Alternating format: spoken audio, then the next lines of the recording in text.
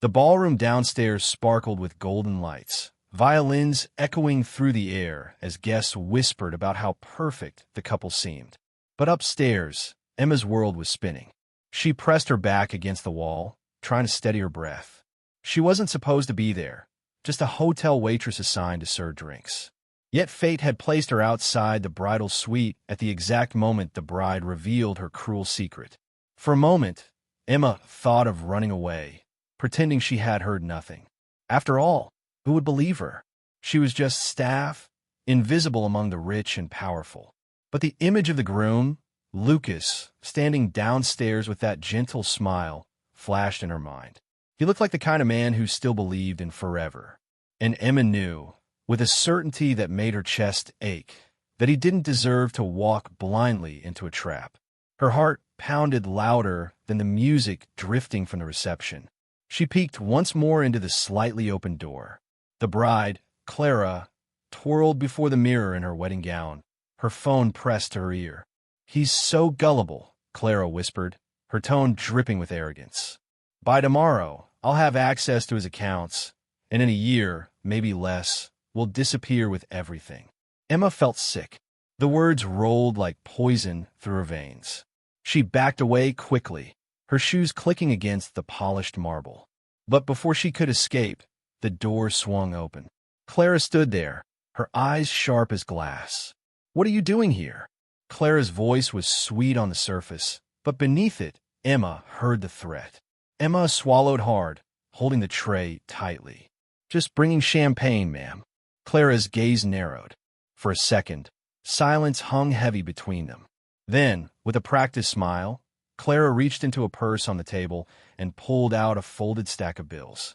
She pressed it into Emma's palm. "You didn't hear anything," she said softly, but her eyes burned with warning. "Understand?" Emma's lips parted, but no words came out. The money felt like fire in her hand.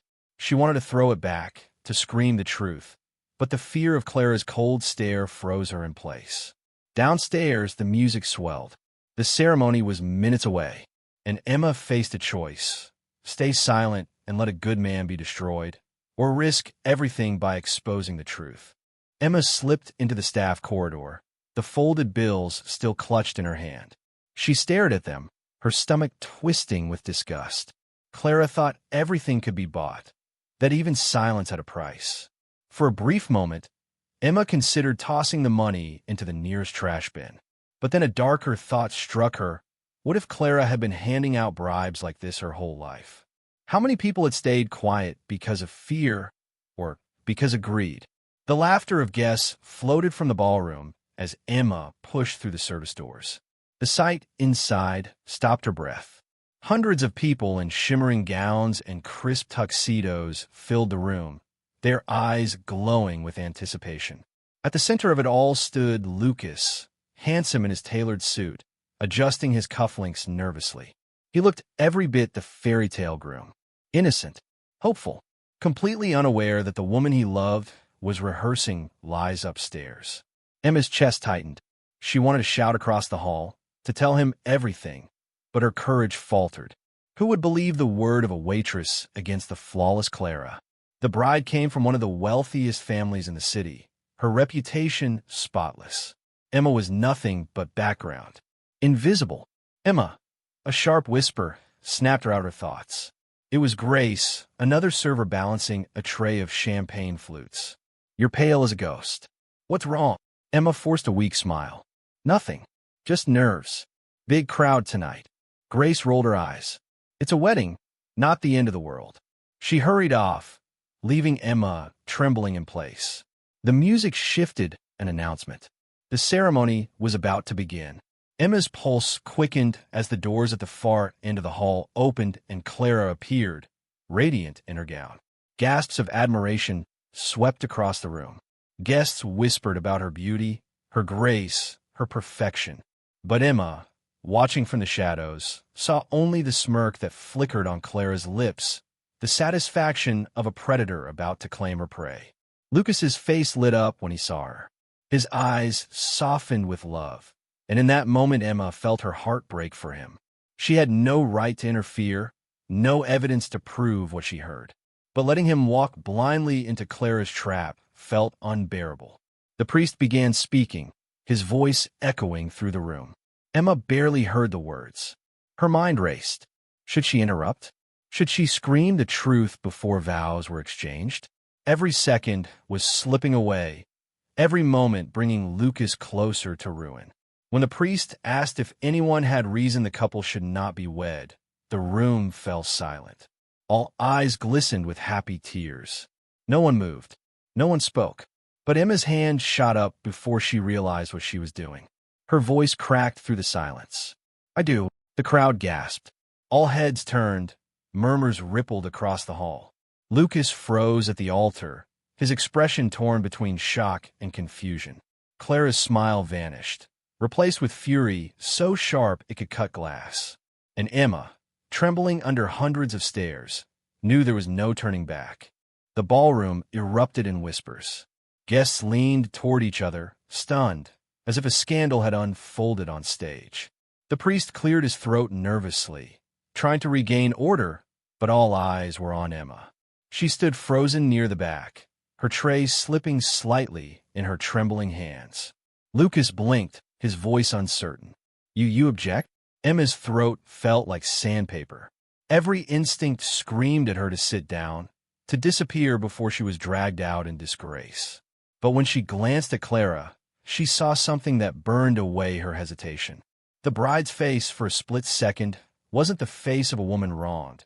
It was the face of someone cornered, caught, terrified of losing control. Emma stepped forward, each step heavy as though the carpet were quicksand.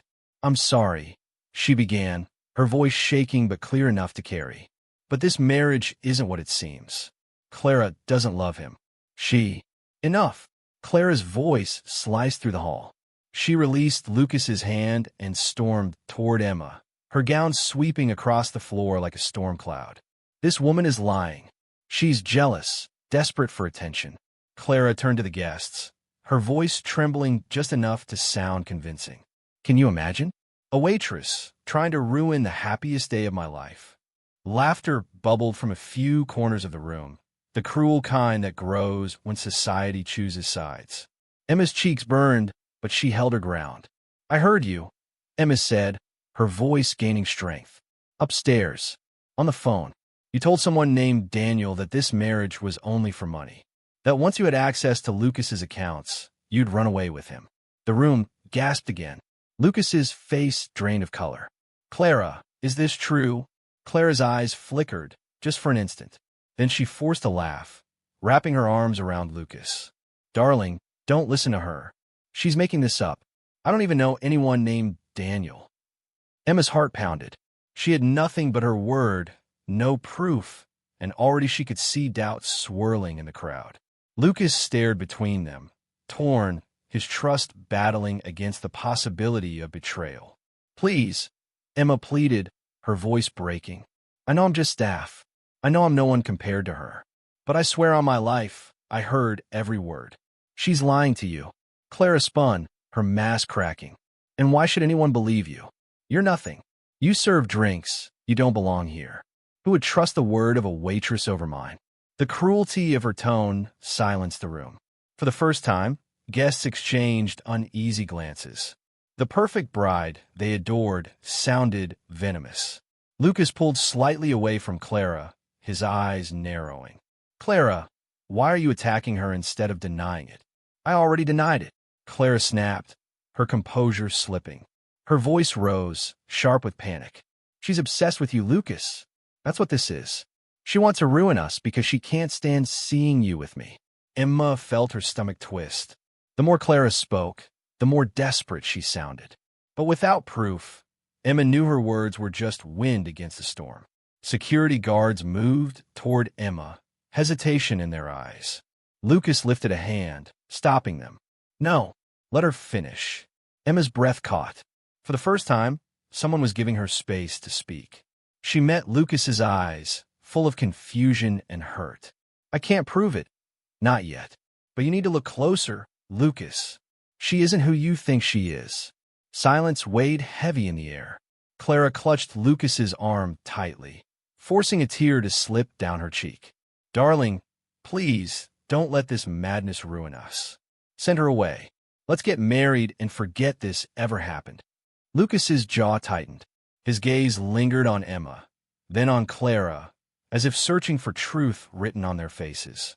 Finally, he turned to the priest. His voice was low, but it carried through the hall like thunder. We're pausing the ceremony. Gasps spread like wildfire. Clara's hand slipped from his arm, her face paling as the fairy tale began to unravel.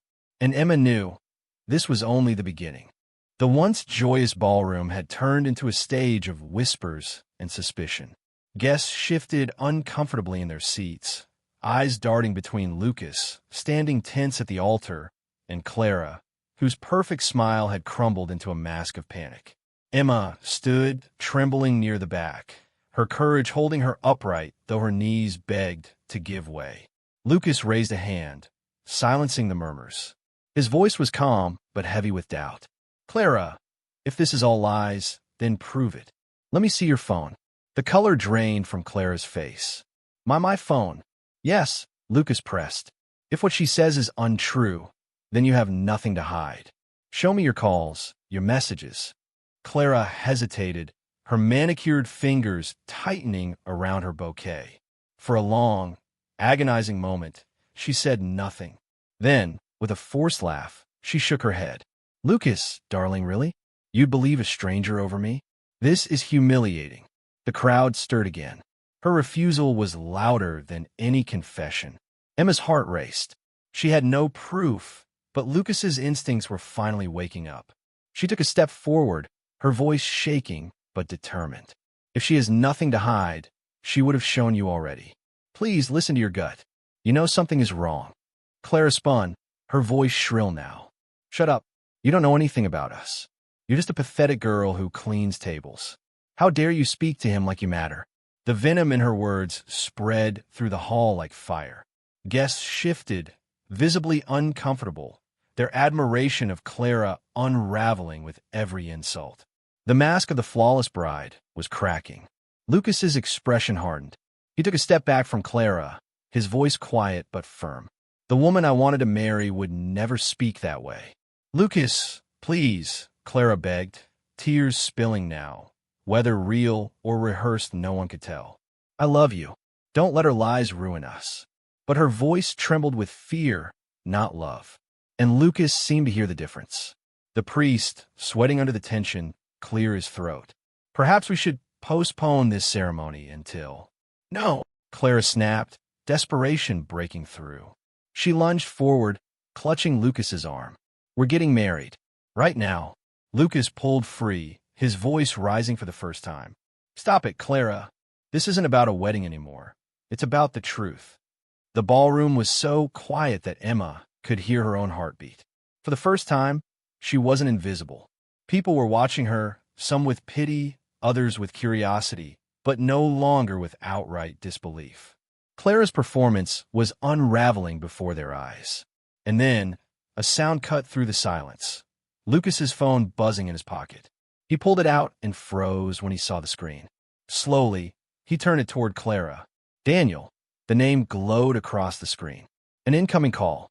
Gasps rippled through the crowd like a wave crashing against shore. Emma's breath caught, her chest tightening. It was the name she had heard upstairs.